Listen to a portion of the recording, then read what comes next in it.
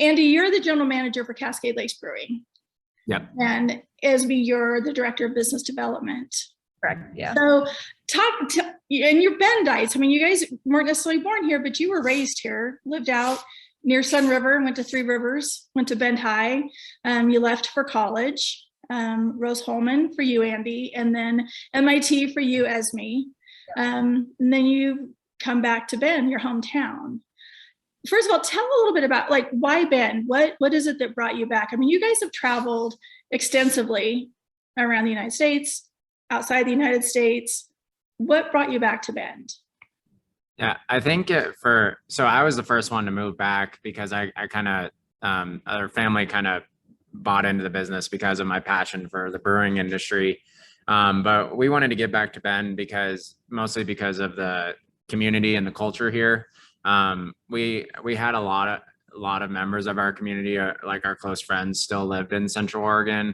And I think it's just everybody, a lot of people comment about how nice the people are in Bend, how energetic, sort of upbeat, energy giving people are here in Bend. So that's what really excited us to be back. And buy local is something that's really prominent in our community. So investing in a local craft brewery was something that excited us. And then also like all the outdoor recreation. Our family loves to ski, run, hike, bike, etc. So we love that everything that Bend has to offer. Esme, did it mean the same for you? Yeah, and I think it's one of those things where, growing up here, you take a lot of Bend for granted because it's your backyard. But so moving away, I think really gave me personally like a appreciation for what we do have here in our backyard and how important, the sense of community is. And then like Andy said, we both love being, outside as much as possible. We're both trail runners, as you know. So it really doesn't get any better than Bend. So yeah, the opportunity to come back and get involved in the community through like a small business for me was, kind of a no-brainer once Andy got involved with this. So yeah. Talk too when you mentioned about COVID, because that was a huge pivot for all of us in so many ways. Some lost family members, businesses, all of it. I mean, that gamut is pretty broad. But how did you, especially as new owners coming into the business, and now here's a whole new big curveball that was thrown to all of us. Talk about how you navigated that. Well, it was like similar to other retail and hospitality businesses. So, really recognize the importance of outdoor dining and kind of tried to flip it on its head and see like what positive change can we bring to the business during this time. So that's that. That time during COVID, like, what were your hours like? I mean, because of staffing, COVID, testing, I mean, all of those other logistics. Were you guys pretty much living at the brewery or? Well, Esme was still in process of moving down to Bend. So it was all him during that time. Yeah.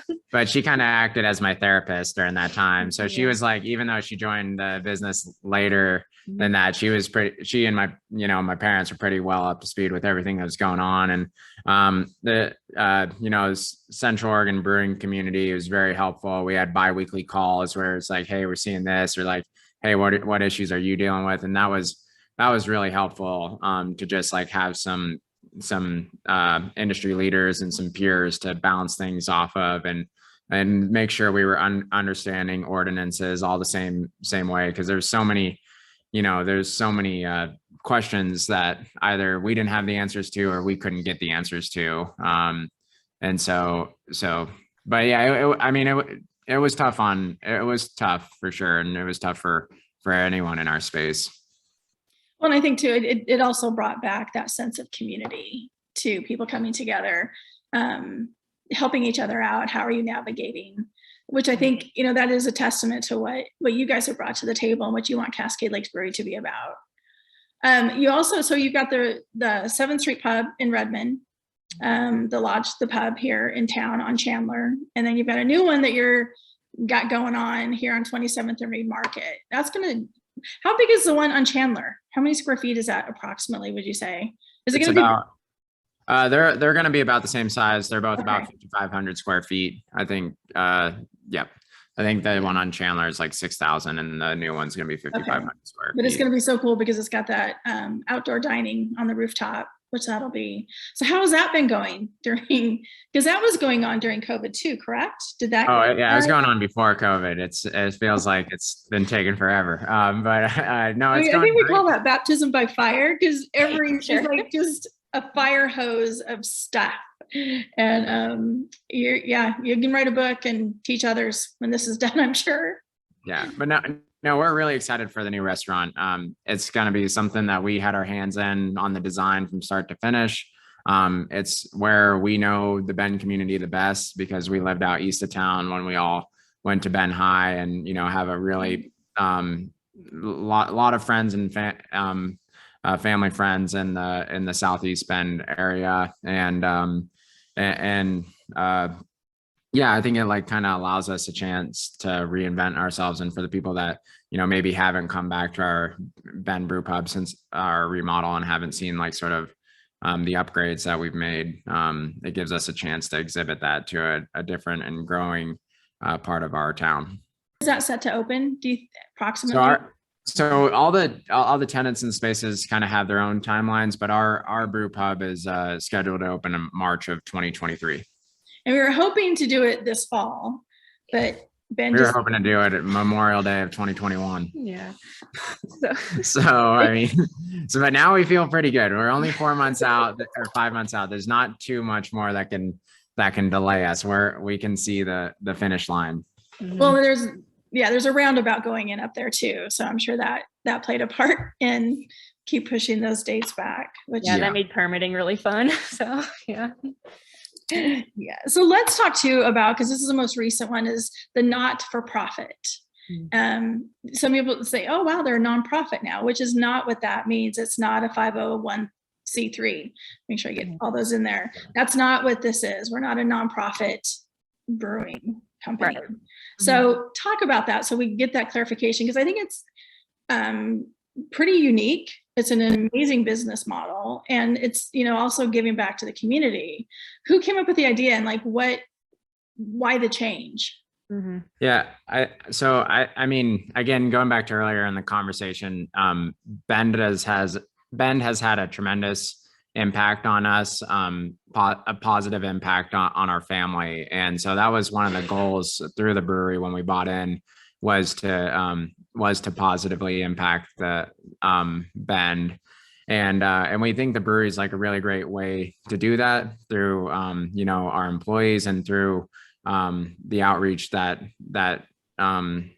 beer has opportunities presented to it, but especially through COVID, as like the world came back and community get-togethers were more frequent, as we participated in those, we really felt, just like a sense of doing good when we would, help and support fundraisers and lead them ourselves and contribute to them.